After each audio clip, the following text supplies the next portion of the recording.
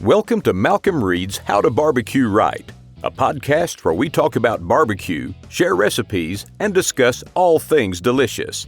And now, here's your host, Malcolm and Rachelle Reed. Hey, welcome back to the How to Barbecue Right Podcast. I'm your host, Malcolm Reed, joined by my lovely wife, Miss Southern Shell. Shell, what do we got lined up this week? Real quick, I wanted to talk about our live stream last night and the Palmer Home campaign we're doing. It's going to wrap up on Labor Day, so just right around the corner. You want to tell them? Yeah, the live stream was awesome. This was the first one we did on YouTube, and we did it last night to bring awareness to the Palmer Home event, of course, the fundraiser we're doing. Well, what are we doing? We are raising money to feed a family of kids at the Palmer Home, and it helps them feed them for a whole year.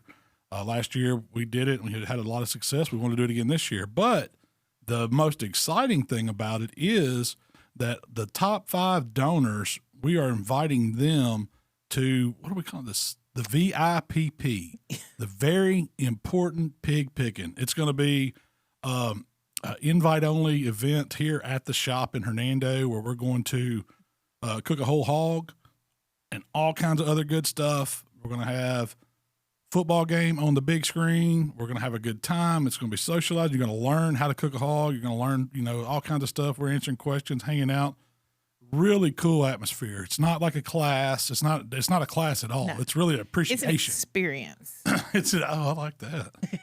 That makes it sound even better. It is an experience. We're going to roll out the red carpet. We're going to come pick you up from the hotel, bring you here, give you as much food as you can handle, show you how to cook a hog. Send you home with a piggy bag. Yeah, answer any questions you got. And then take you back home, miserable, hopefully. So we still have, miserable and happy. Like Shell said, until Labor Day that contest is going on. And last night we did a live kind of. One quick, I did have someone had recommended this, and I was going to see what you thought about it. What if we picked? So the winners are the top 5 donors. Yes. But what if we also picked one random donor, so that even people that only could donate, $100, $200 or something like that. $50. There's no amount too small. Yeah.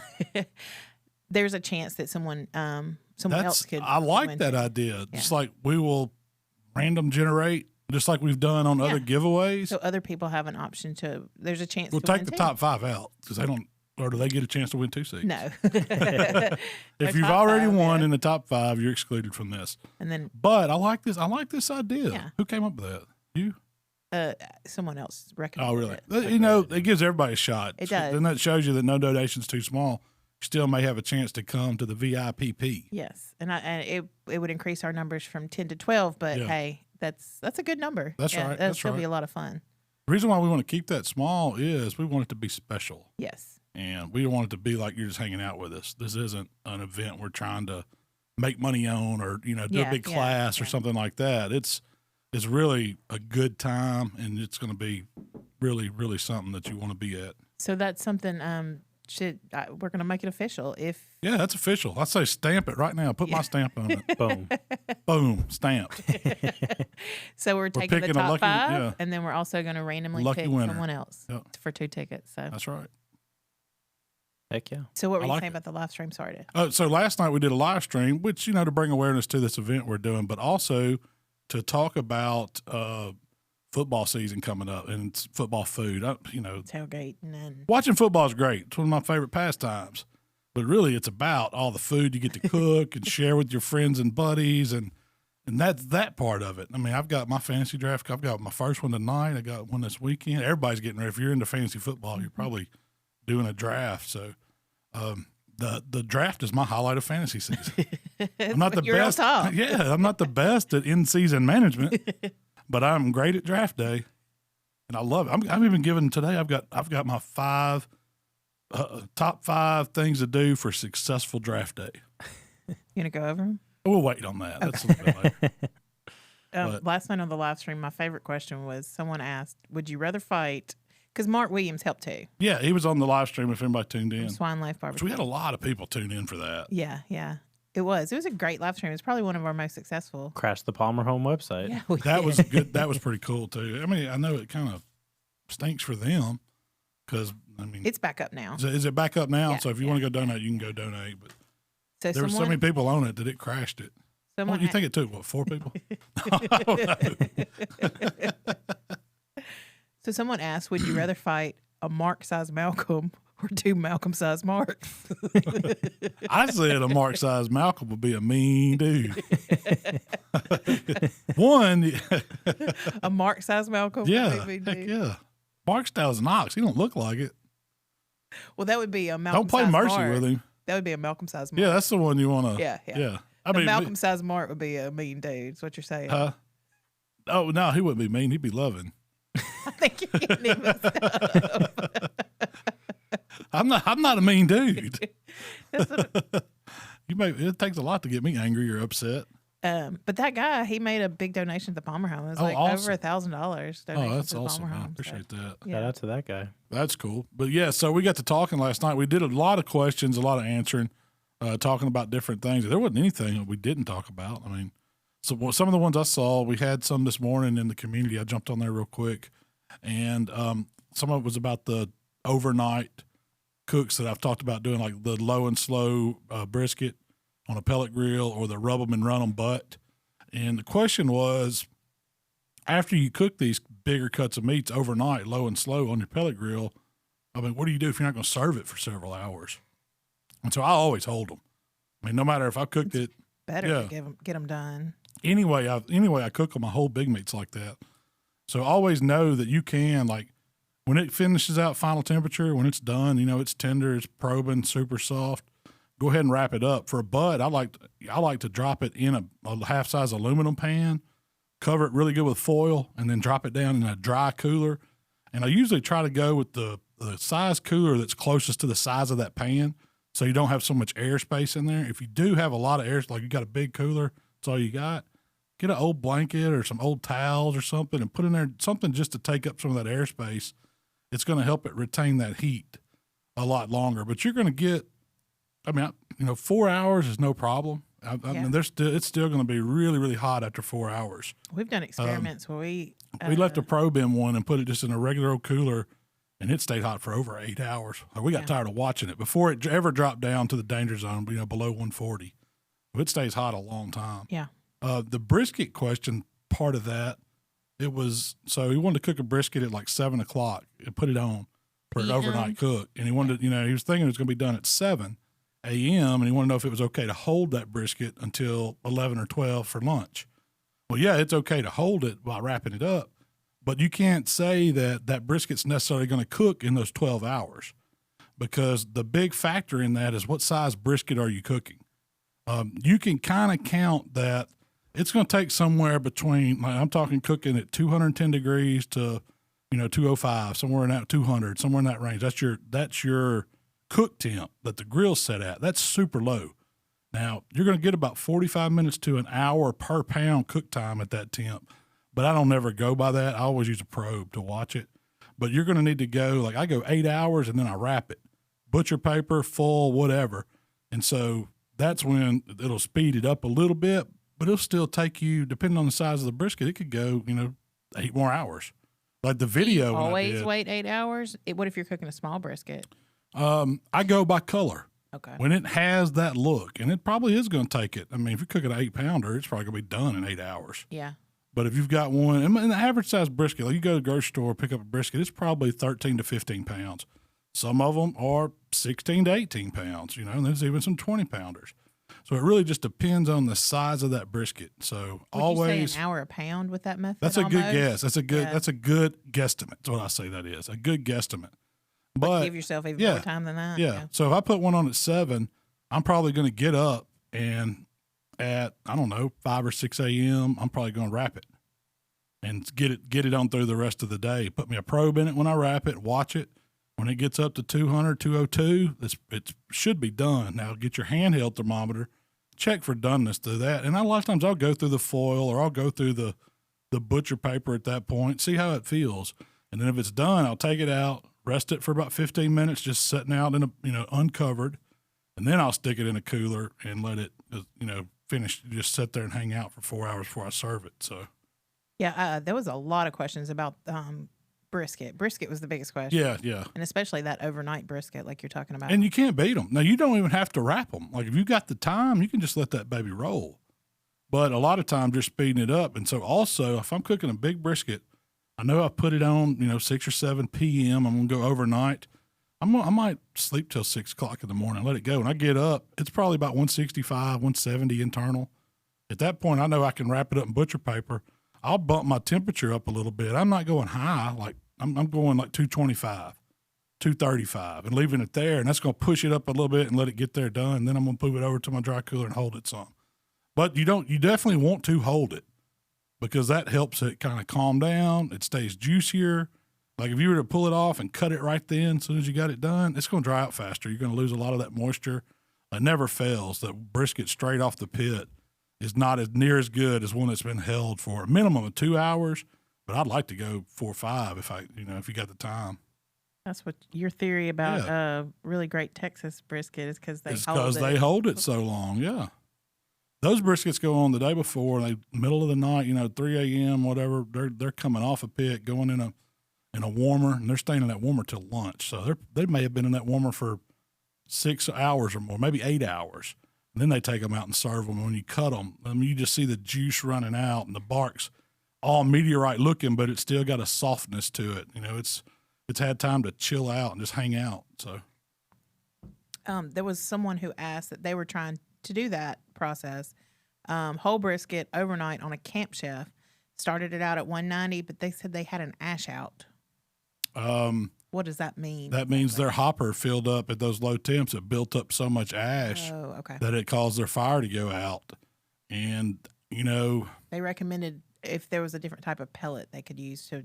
It could be quality of pellet. It could just be the pellet grill itself couldn't handle it.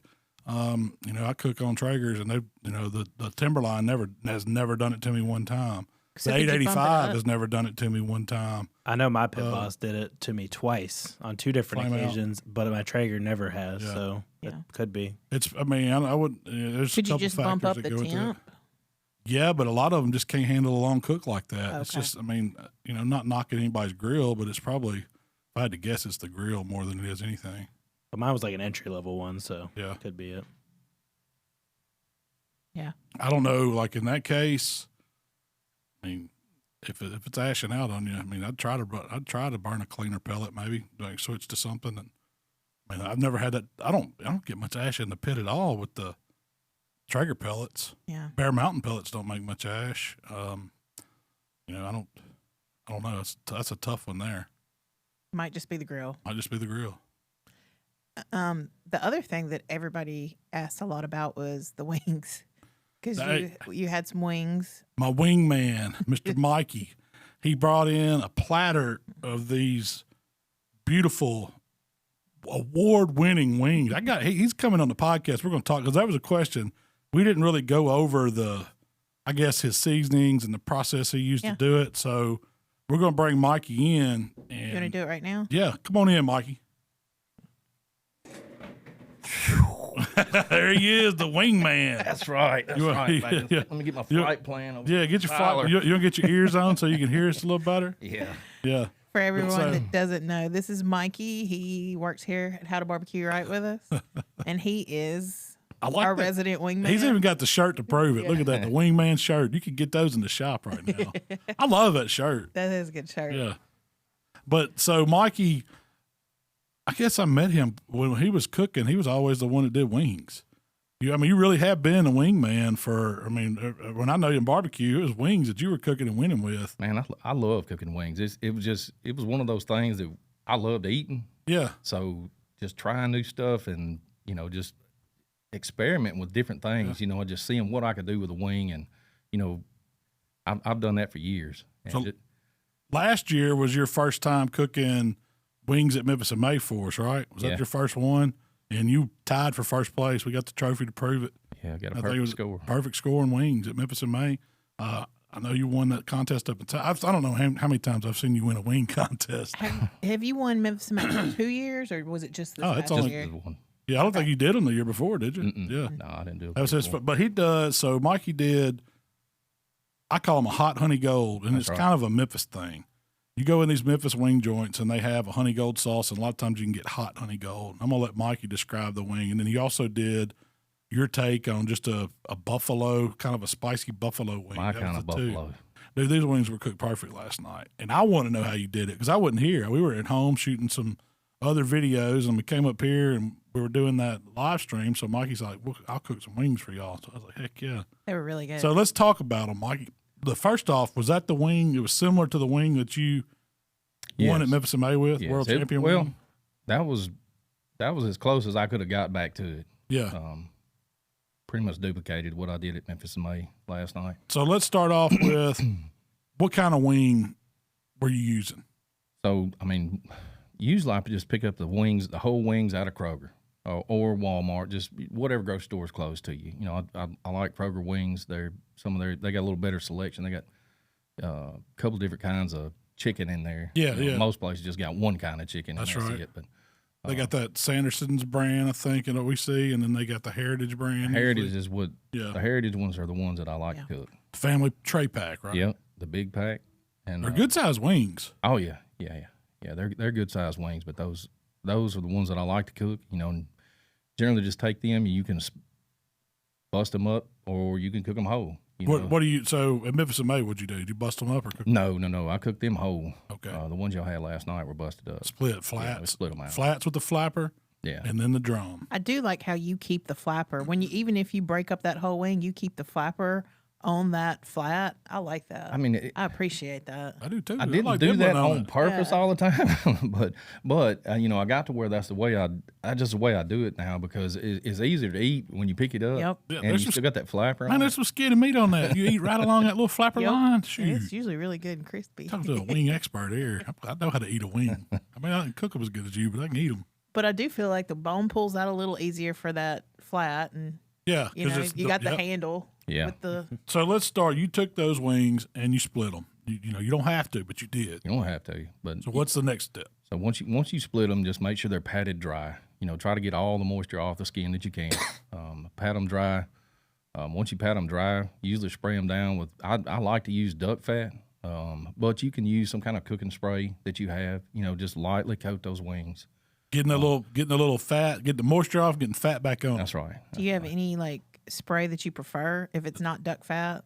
Not really. You normally whatever just, you yeah, got. whatever I got in the cabinet. You know, I try to. Canola spray or vegetable spray Yeah, or whatever. yeah, Yeah. Yeah, you can go with. I think they even make olive oil spray. Yeah. Any of those would probably work fine. And I've probably used all of them at one point or another, so they never have a bad one off of them. So you can probably use any of them. So once I spray them down, you know, I usually I'll just run you through the killer hog or the honey gold hot. Okay. I usually put the killer hog's hot rub on it. First layer. About a medium coat, you know, light to medium coat it, first layer, and then I go back with the Swine Life grind, which is Mark and M's rub, their barbecue rub, and I do Excellent on poultry. Yeah. And I usually do about the same, you know, amount on. It's about even. Not heavy on either Not one. heavy on either one. Yeah, you don't. I mean, if you like that pasty, thick, you know, bark that sets on that wing, and you put a heavy rub on it, that's up to you. But I don't do that. That's a little too muddy for me. Yeah, it gets muddy. That's a good. Yeah. That's a good way to describe it. It gets muddy once you put sauce on it. It gets muddy, and I don't like muddy wings. So, so I usually do a light to medium coat of both of those on it. Once I do that, you know, by that time you should have your grill ready to go. You know, you run it up to about. You can go through. I want to cook 300 and above on the wings, on the grill. 300 to 325. I try to keep it in that range. Pellet grills are excellent to cook them on. There's not a lot of maintenance to that and watching, and so they're really easy. So you can pretty much put them on there and let them go, and you might have to move them around on your hot spots on your grill. But Do you put them on a rack or you just drip on the grill rack itself? I always put them just straight on the grill. Straight on the grate. Mm-hmm, straight on the grate. But I prefer to cook my wings in a drum. Drum UDS. Yeah. Mm-hmm. Okay. I prefer to cook them like that. How'd you cook them at Memphis and I? I cooked them on a pellet grill at Memphis, May. Somebody forgot the drum. Yeah. Forgot to bring the drum. But so I could see that because you get the flavor on the drum is, you know, you get that extra smoked flavor. But I will say this, those wings last night off that Traeger Yeah. had an awesome smoke flavor. They did. They had a good grill flavor. it was not a bland at all, you could pick up some of the smoke, some of that grilled taste from them. Yeah. So how long? So we're at 300 degrees. We're on the grate. When are you going to start messing with them? Or are you doing flipping? How long do they go? I usually check them about half to 3/4 way through the cook. I want to see what my skin looks like, especially on a drum. Now, when you're doing them on a drum, you're on that direct heat. So generally, I'll have a heat shield in the bottom of that thing to kind of keep that direct heat off of it, and just let it circulate around. You're still going 300 on the drum? Still going 300. Okay. Yes. Okay. Because if you leave it directly over that fire in that drum, just running that high, it may scorch its skin on one side or the other. But so what's halfway? Are we talking 30 minutes or 30 to 45 minutes? I want to open it up and just peek at them real quick and pick one up and make sure that I don't need to turn them over. Because sometimes on your pellet grills, they will get a little more cooked on the bottom side where it's touching the grate. And I want that wing to be even. Especially if I'm cooking in a contest. Yes. Yeah. So, I want both sides even. 35, 40 minutes. Flip them. Yeah. Same thing. Same thing. Let them run for 300 degrees. And then at that hour mark, you need to come back and start probing them. So is that your test? Are you picking them up and pulling on them? You just sticking them with a thermometer? No, I'm just sticking with the thermometer. Once I see that 200 mark, and your flats are going to get done faster than your drums. And if you want them done at the exact same time, you may want to stick your drums on there a little early. So the drums take longer than the flats. The drumettes are going to take a little longer than the flats. There. Yeah, know that. I guess it depends on size too. Sometimes you get them. Yeah, sometimes you get one every now and then a wing that's got a drum about the big as your thumb. It's going. Yeah, it'll finish out about like a flat. But watching that internal temperature, that's one of the questions I always get. My skin's rubbery. Chicken's not coming off the bone. What can I do? I'm cooking at this temp. First, that 300 degrees is key when you're doing chicken. Yep. And getting the moisture off that wing before you season. That's an excellent tip. And then probing it and knowing, yes, it's done. It's safe to eat at 165, but a wing is not good till it gets up close to 200. Yeah. And they can take it. I mean, you think about it, there's not that much meat on a wing. I mean, it's mainly skin. Yeah. It's got some fat under that skin. And there's some meat there. They're good. It's my favorite piece of chicken. I love them. It's football food. But anyway...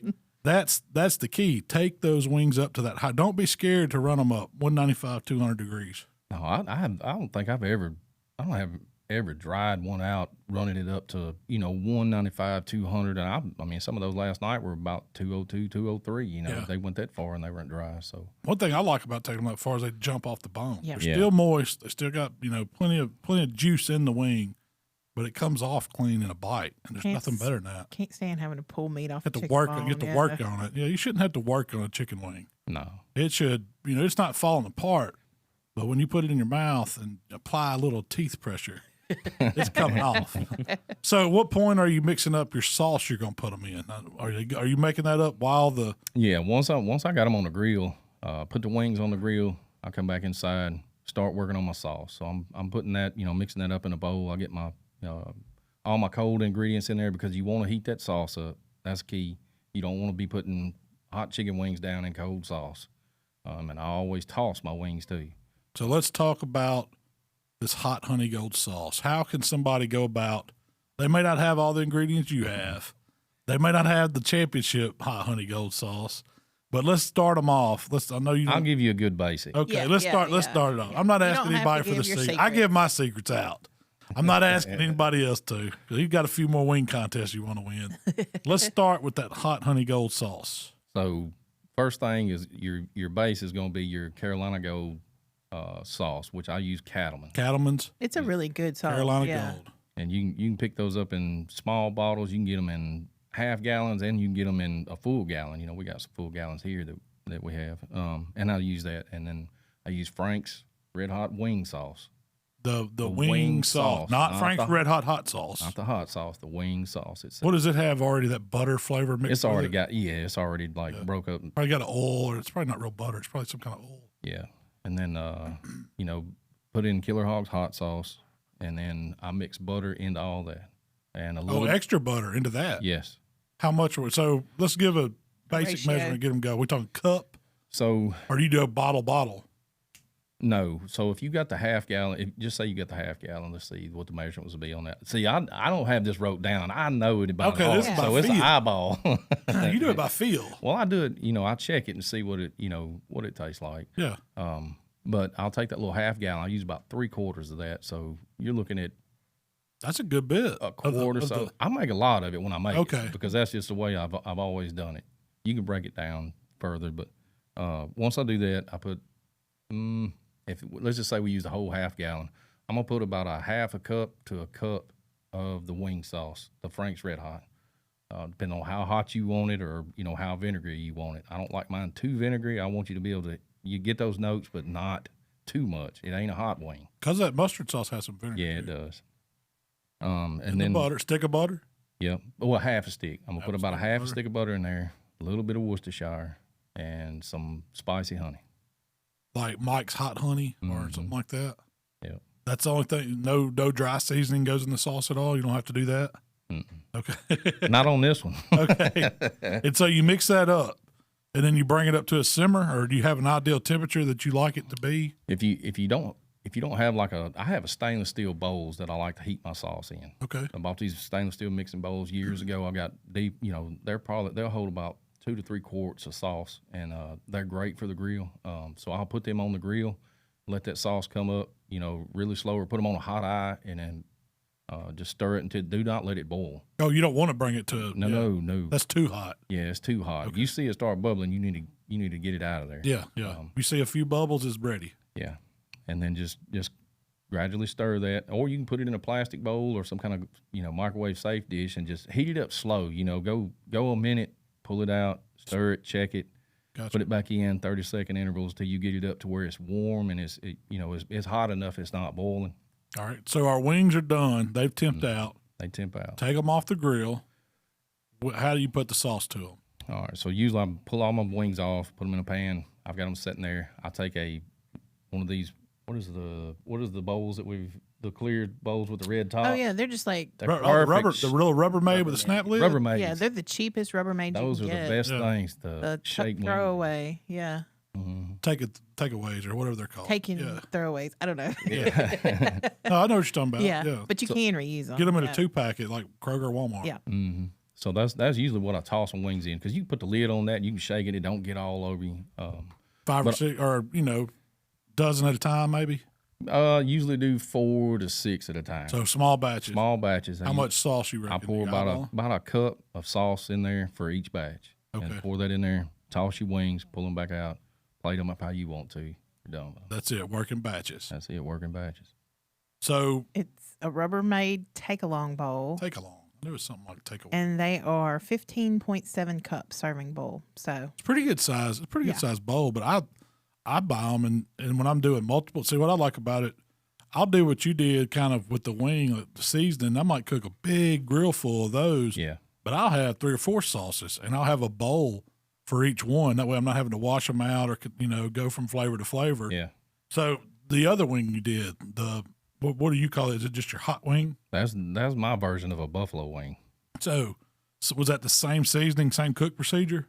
Same, no. Season was different. Okay, let's talk about how you season those. So that one I go with a base layer of the AP, really light on the AP. Salt, pepper, garlic. Yep, light to medium on the Killer Hogs Hot.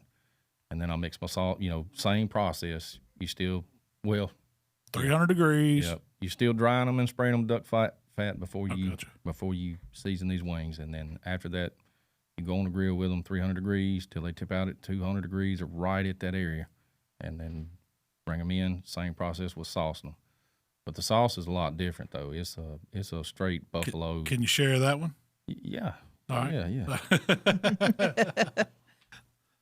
All right, let's talk. So that one, I'm making mental notes on this. I had to write this down because I knew I'd leave beat something Mikey in a out. wing contest. I hadn't done it yet.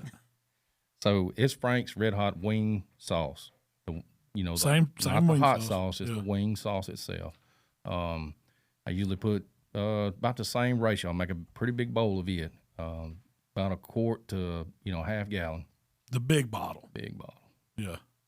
And once you put that in there, you got your butter goes in, half a stick of butter, same thing. I usually use Killer Hogs hot sauce to go in there with a little more flavor. And then I've got a list here. Let's do it. Don't be shy. Man, we got celery salt, rosemary. Rosemary. Really?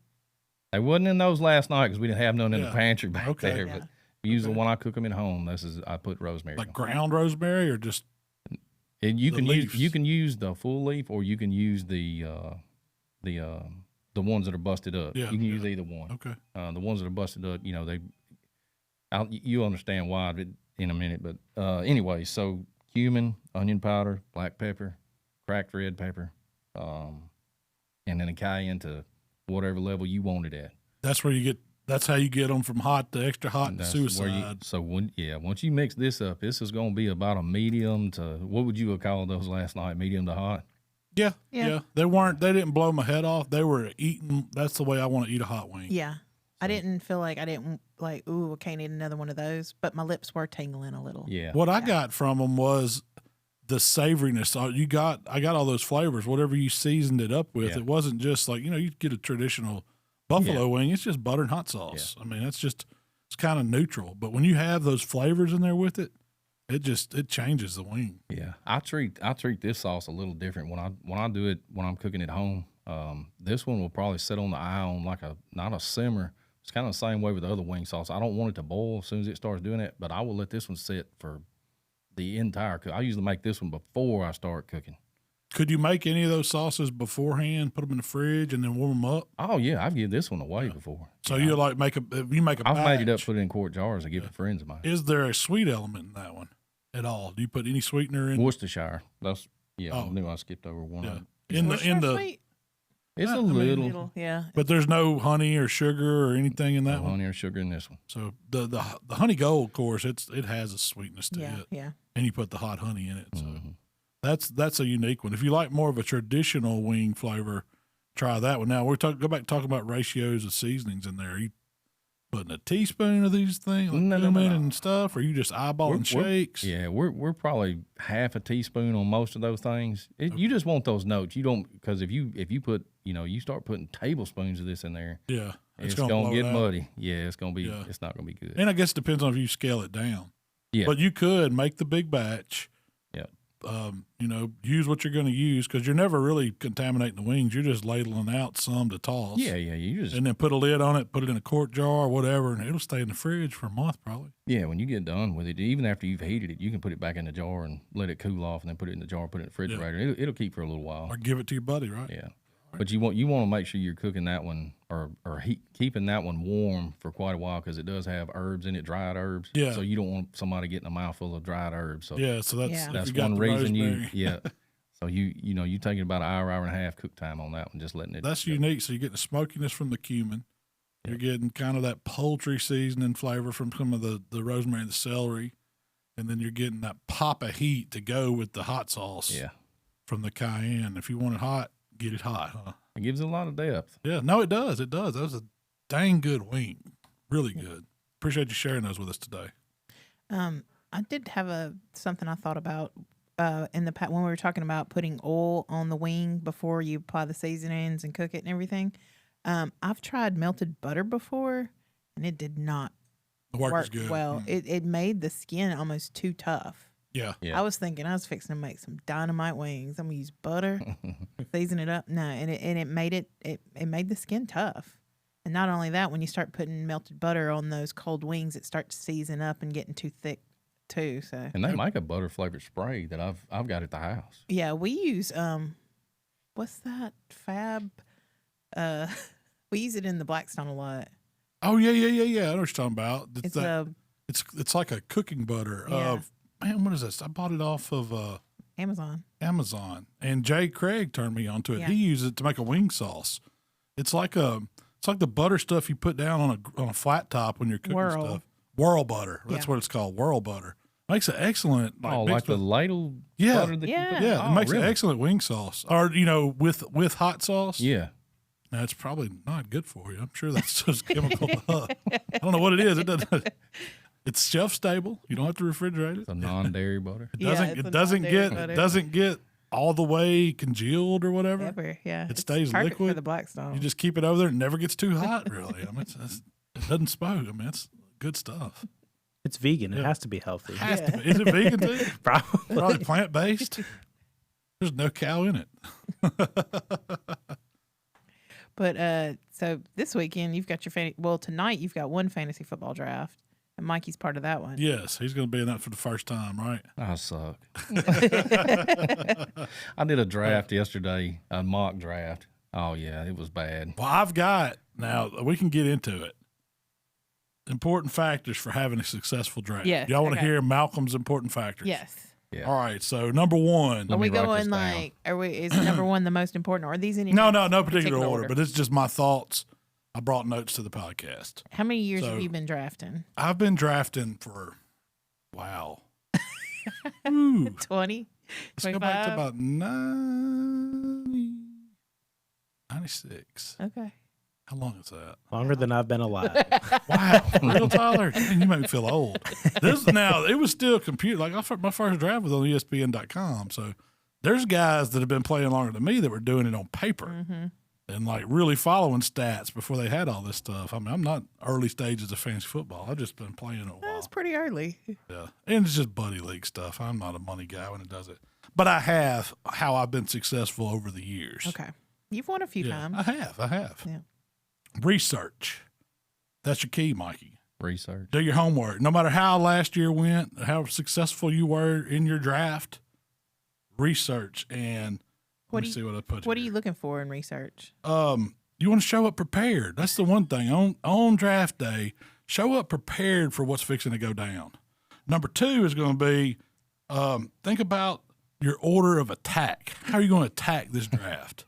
When you show up, it's not just where you're going to start. It's really not. You got to know how you're going to finish. Remember, it's a long draft. There's a lot to go on that day. It's a long draft. It's not, that's just what I put here. No selection you make is unimportant. Okay, Right. know So that. you're saying last round is still just It's as still, important. the last thing you select is just as important. So don't get halfway through and say screw That's this. right. That's right. I don't care anymore. You might get to that point where Yeah. you can't take no You more. do. You might, but you can. You have I to. do. You have to shift over, get to that other gear. Reach down, and go in there strong. I'm way out of my Build your league plan around your core. Now you know what draft day is like. What's going to be available. You know what's there. Build your plan around that core that's going to make you successful that day. And I wrote all this down.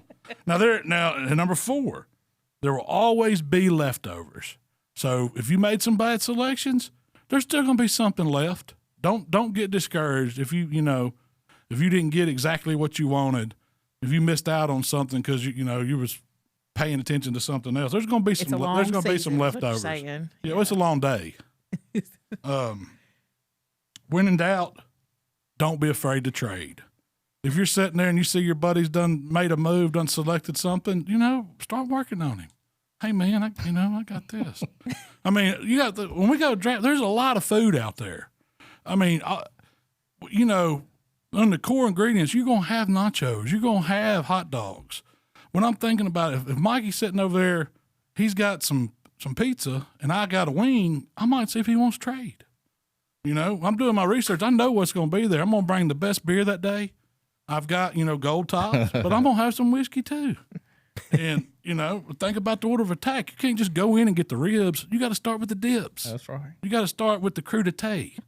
Ease your way into it, and you build up or build your whole plan around this. That's the way I look at it. And there's going to be leftovers. No, but we ain't going to eat it all. There's going to be something left. Are we talking about food or are we talking about players? All mine's built on the food, baby. I was thinking to say, you lost me at nachos. I was off the football right there. All mine's based on draft day food. I don't know what the running backs are doing. I don't know all that stuff. The food is what I'm talking about. All those tips were how to have a successful draft day by Malcom Reed. You want Mikey's Did it make any successful sense? tips? Did it make any sense? Did y'all understand what I'm trying to tell y'all? Yeah. I was picking up what you were putting down. All right, and I do have my top 5 football tailgate draft day favorites. Food? Yeah. Okay. Give them to me. You want them? Okay, number 5. I'm just gonna throw it out there. Barbecue nachos. Very good. That's one of my football Very foods. good. It's top 5 for sure. Number 5. Good. Number 4, sliders on Hawaiian rolls of any kind. It could be the pizza sliders. It could be the traditional ham and cheese sliders. It could be little barbecue sliders. If it's a slider sandwich, it makes my top 5. Tailgate cheesesteaks. We did those. Tailgate the mini ones. cheesesteaks. Yeah, Oh, those are so good. Number 3, jalapeno poppers. I do love. I like a jalapeno piece. poppers. I don't care No if doubt. it's I don't care if it's beef, if it's deer, if it's chicken, if it's dove, cream cheese and a jalapeno, seasoned up that cream cheese a little bit, wrap it in bacon, get it on the smoker or grill. You've got a winner on game day. Any kind of football party, tailgate, wherever. You can prep those ahead of time, cook them right there that morning or that afternoon. They're good to go. That is a good one to prep ahead of time. All you gotta do Yes. is cook. Yeah. Number 2, this one has to be on your list. Brats with peppers and onions. Oh man. How do you? We'll talk about Yeah. how you cook your brats. And number 1, we spent the first 30 minutes of this show talking about it. My all-time favorite football tailgate, fantasy draft football food, hot wings, all different kinds of flavors. As many as you can get. Many as you can get. Do you have all these on your menus? Not for at the all coming- times. This is just like of Over my the top course, 5 I yeah. recommend that makes a good draft day or a good football party or a good tailgate. What's on your menu for this year? Well, I'm definitely cooking some pulled pork because we have the nacho machine out, so that's going to knock out some little slider rolls. You can see on like draft day. You don't need to make barbecue sandwiches, and that's why I like sliders. It's something you can pick up, eat small, get something else. You know, they're perfect for a beer in one hand, little slider in another. But if you're trying to make a jumbo barbecue sandwich, it doesn't really go. You know, And it fills you up. You don't get to eat the wings and you the can try the chips wings and the and barbecue. Yeah. What else are we having? We're gonna have And another, wings. Oh, we're having wings Yeah. for sure. another thing is when you bring that nacho cheese machine, that's really all you got to show up with. If y'all see me stop in tonight and make my way down the food line, mind your business, okay? We're gonna have dips. The other thing I wrote down we're talking about today is kind of we treat them as grazing boards. They're charcuterie boards, but I was going to get into some of that if we had time. How to make one, what all things I like, Well, how to tell do me it on how a budget. Tell me how you make your brats, and then tell me how you do your Well, so for brats, I mean, budget board. I'm a start 'em out and beer guy. I like to cook that fat, get it rendered. I always, you don't have to use the most expensive Miller Lite you can buy. Just put some beer in there. It could be the cheap stuff. You could use PBR. You could use whatever you want. If you want to go the lattes, whatever you got. Start out with that in a pan. I usually cut up some onions and put in there. I get my brats submerged in that, and I get them on the smoker. And I like it to get simmering. It's like Mikey's sauce. You don't want it boiling because you don't want to bust the sausage up. You don't cook it too hot, but I want to simmer. I want to start that fat rendering so it stays juicy, kind of melt it to where it's not cooking out of the sausage. Now, once they do that, I usually don't temp them, but if I had to guess, they're probably, 135, 140-ish internal. And then I take them out and move them over to the grill, on the grate. If you're doing a smoker on my Traeger, it's usually hotter around the edges. So I'll keep my pan simmering liquid in the middle, and then I'll put my brats over towards the edge where the heat kind of comes up around the heat shield a little bit, and it browns them up. And at this point, you're just taking them to like 165. You got to get that ground meat to 165. And it makes for a real juicy sausage. All that moisture is inside it. It's perfect through and through, fully cooked. And it gets a little bit of a smoke flavor. Now, the whole time, I've got me another little pan going with a little butter or a little of that Whirl in it with my onions and my peppers. And I'm letting them there and saute, soften up on the grill. And when they all get done, I move my brats over to that pan. I kind of scoot those peppers and stuff over, and I put those sausages in there, and I kind of mix it up and serve it in that pan. Or you can get you some of the veg to go on top, put you some good blue plate on the bottom of the bun, that sausage on there, a little spicy mustard. I mean, that's perfect to me. You do a good brat. Oh, it's perfect. It's excellent. Some people do it reverse. Some people grill them and then put them in the beer. I don't like them like that. I've and I seen don't where they leave them in there the entire time. I I'm just not cook 'em. crazy about that. Oh no, I got to have it browned up. I want the outside browned up. I think cooking them in it first, simmering it, breaking down the fat, moving them over to the grill, getting a little color on the outside, getting that browning effect going. It makes the perfect sausage.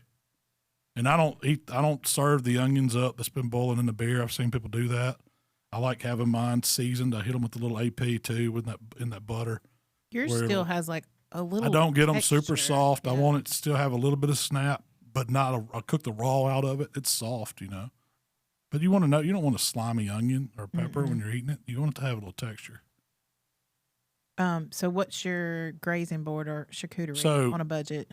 So on a well, see, I was going to say, when I think of a charcuterie board or a grazing board or whatever you want to call it, I go, it's cured meats, all kinds of cured meats, all kinds of cheeses, all kinds of pickled products, and then I garnish with fruits, nuts, things like that, crackers. So I'll buy, for a budget, to keep the price down, you can go to Aldi and get a ton of this stuff. Yeah, you can. That's pretty and good. It goes a long way. I'm talking salami, the little pepperoni wrap mozzarella, different kinds of sliced cured meats. You got your mortadellas, your prosciuttos, all the good stuff. And you can buy these in little tray packs. And is it the best, like going to a deli? I don't know. I've never been to a deli where they had all, but this is the way I do it. And I can take a big board and go there and spend $20, $30 on all the cheese and the meats, and I got a heck of a board put together. So that's how I do it on a budget. Now you can also do smoked sausage and different kinds of smoked sausage. Buy different brands, throw them on the grill, throw them on the smoker, cut them up, and then arrange them in different piles with different dipping sauces, and then put your cheeses out there and some pepperoncinis and different pickles, like a spicy pickle, sweet pickle. Usually do a couple types of olives. And I hadn't spent a whole lot of money at all on that, and it makes a beautiful board. Yeah, that to me is more of a football food board. Yeah, it's more about whatever you're going to put it on, make sure that it's not too big for what all you're putting on it. Nothing looks worse than a skimpy board. So if I know that I've only got 2 sausages and some cheese, I'm going to go with the smallest board I can and pack it on there to where it just looks like it's all built up. Yeah. But if I'm doing a bigger board, I'm going to make sure I got enough stuff to fill it up. And that always gets picked on. It's something that's there. And people just walk by it and stay around it and graze on it. And usually that's one thing that you don't have a lot of leftovers because it's been ate. I mean, Mikey makes a really good meat and cheese board. He can do it. Anything you would add to that meat and cheese board, Mikey? Man, it just depends on what I get my hands on. I'll throw anything on one of them boards. I will say that, I'm a Bloody Mary man, but the only time I've had, when I'm serving like my fantasy draft or something like that, we don't do stuff in the mornings. So the Bloody Mary the Bloody Mary bar doesn't really go over that well. But if you're doing tailgates, for those early midday games or, 11 o'clock games, Bloody Marys are the way to go too. Set you up a Bloody Mary bar. They're fairly cheap. Just get you some good Tito's vodka and some good Bloody Mary mix and get you some pickled stuff to go with it. And you can make skewers with sausage and cheese. And all of a sudden you got your whole brunch in 1 cup. Yeah. And it's you can get crazy with them. You can. I'm drafting this year for a friend who is unable to make it, but I'm getting a little help. So last week after we talked about this, a listener and a fellow podcaster from the Rooster Watch Fantasy Football Podcast. Where can you listen to this? I need to listen tonight before I start my draft tonight. I guess you Google Rooster Watch Fantasy Podcast. Rooster Watch. I think it's a Sirius XM. Okay. But I'm sure you can listen online too. Any of your podcast outlets, probably. Probably. But he sent me a cheat sheet on drafting, so. I need you to email me that. So I've always, for the past, I don't know how many years, I've been using Draft Dominator. It's like, I think it's footballguys.com or something like that. But this year, man, I was upset today. I went on there to get my new updated one for Draft Dominator, and it's like a monthly charge now. Oh, really? So you can't just get the Draft Dominator. You used to just get the Draft Dominator and for the draft and not have to worry about it ongoing. But man, that doesn't reoccur and build me. Sad about that. I was looking today to see if I can find something else. Anybody knows of another good draft program? We do an offline draft. Like tonight with the work people and a couple of kids, we're doing just a Yahoo, auto, not an auto draft, but it's online draft. The one I do Saturday is an offline, and we take, it lasts for hours. Yeah, it's a serious deal. That's the one You're drafting. I'm drafting for. So I've got a cheat sheet that we'll see how it goes. I'm anxious to see how that does. And Mark's playing for the first time with y'all's the draft tonight. The work he draft. knows what football is. He was talking about Mark McGuire and who did he say? Chipper Jones? Yeah. He was like, I know he was joking, but Could barely even name May five not teams be. last he night. may not be. He may not be. He couldn't name 5 teams. I don't know if he was joking when he said If he drafts Brett Favre, I know it's gonna know where he's going to stand. But of course, he doesn't watch football, but he knows about the flat ball situation on the Patriots. So, I mean, I guess he follows it somewhat. He probably reads like Reuters or something. Top news sites. But after last night on the live stream, he talked about how it was his first year and he doesn't know much about it and everything like that. He's got people, he said he got people messaging him and emailing him, cheering him on, wanting him to win because he's the underdog. He's the underdog. I think Michael's probably Michael and Carter could be the underdogs. I don't know. They probably know more about football than us. Yeah. They definitely do no more than me. No, it's going to be fun this year. I'm excited. Football season it's almost here. I mean, I could feel it. We got one weekend to go, and then college is going to start up, and I love college football. I watch more college football than I do probably pro football. But and we're going to be doing a lot of football foods. Yesterday we do 4 videos yesterday, and they're all pretty much, 3 of them were football foods. Yeah. I did do that salmon we've been talking about, but I did it in the air fryer for a TikTok video. So, and that'll be great. Yeah, it was good. It's awesome. And then you did Mikey don't even like salmon. You tried it. That was all right. You did a Dirty Bird chicken bites. Yep. I did Dirty Bird bites with the what did I call the sauce? Dirty dip sauce. Dirty dipping sauce. I did my version of Copycat Poncho's cheese dip, and if you know, you know. Might be the best cheese dip in the world, and I'll show you how you can make it at home. And you don't even need a stove, a grill, or you don't need anything. You need a blender. The one tool you need for this recipe. Using that liquid gold. Liquid gold, put the liquid gold in it. That's what makes it. And then what was the other one? Oh, the steak skewers. Oh, yeah. I did a spicy Thai steak stick. Favorite. Yeah. And it was with the flat iron steak that I cut across and then cut into strips and then threaded on skewer, soaked them in this kind of a Thai style marinade that I made and then grilled them on the Weber. Those are those are good. And we'll talk about all these recipes as they come out. Yeah, we'll probably talk next week as they come out and stuff. So we'll be talking more football foods as the season gets kicked off. I'm excited, if y'all can't tell. But yeah, if anybody's got any tips, you got a couple more hours to get them to me. I need you need all the help you can get. All the help I can get. Well, cool. What else we got, Shell? Just the Palmer Home event. Don't sleep on it.